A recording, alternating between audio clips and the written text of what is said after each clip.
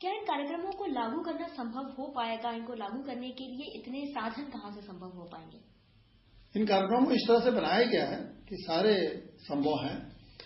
इस कार्यक्रमों को बनाने के में ही ध्यान बात रखा गया है कि इनको लागू करना संभव है। कोई इसके लिए अलग से किसी साधन की जरूरत नहीं है। जैसे कि पहला हम बताएं कि हाई स्कूल तक मुफ्त स्तरीय शिक्षा और उसके बाद 2 साल की तकनीकी शिक्षा। तो आज पहले से ही शिक्षा के संबंध में पहले से ही शिक्षा मुफ्त देने के लिए कानून बने हुए हैं। तो ये कानून में आज राज्य की ये जिम्मेदारी बनती है, सरकार की जिम्मेदारी बनती है कि हाई स्कूल तक सबको मुफ्त शिक्षा दी जाए। लेकिन हम लोग कहना है कि केवल मुफ्त शिक्षा से नहीं होगा, बल्कि मुफ्त शिक्षा के साथ साथ शिक्षा का स्तर भी होना चाहिए।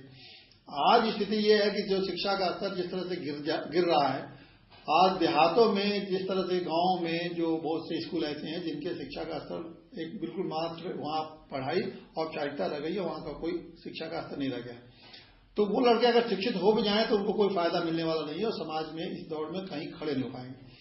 तो उस शिक्षा को स्तरीय बनाना है। उस शिक्षा को स्तरीय बनाने के लिए कम से कम इतना तो होना ही चाहिए कि पूरे देश में हाई स्कूल तक जो पाठ्यक्रम हो वो एक जैसे हो, पूरे देश में जो परीक्षा की प्रणाली हो एक जैसी हो और करीब करीब लगभग एक जैसा परीक्षा सबको पास करना हो, तब वो जाकर हाई स्कूल के स्तर का शिक्षा को हम मान लेंगे कि स्तरीय शिक्षा है।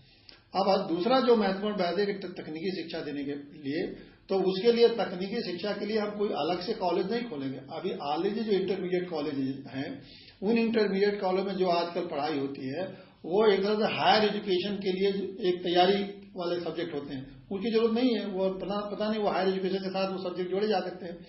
उनके जगह पर हिंदी, अंग्रेजी और कंप्यूटर की शिक्षा के साथ साथ कम से कम एक ट्रेड की शिक्षा अगर विद्यार्थियों को दी जाए, युवकों और नौजवानों को, तो मैं समझता हूं कि उस शिक्षा से उनको तकनीकी शिक्षा मिल जाएगी। हजारों ट्रेड हैं जिनकी शिक्षा देके अगर लड़कों को शिक्षा दे दी जाए तो उससे वो तुरंत ही इनके कम से कम 18 साल की उम्र में कमाने की हैसियत में पहुंच जाए। तो आज पूरे इतने लाखों की करोड़ों की संख्या में नौजवान बेकार बैठे हुए हैं और इतने लड़के सुसाइड कर रहे हैं कि ये इसलिए सुसाइड कर रहे हैं कि उनके ऊपर माँ बाप इतना दबाव रखता है, घर में कोई आया नहीं कर पाते हैं।